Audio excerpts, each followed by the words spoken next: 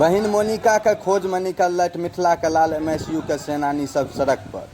पिछला 6 दिन बीतला के बावजूद अखन तक एतुका शासन प्रशासन अपन निकम्मापन बारंबार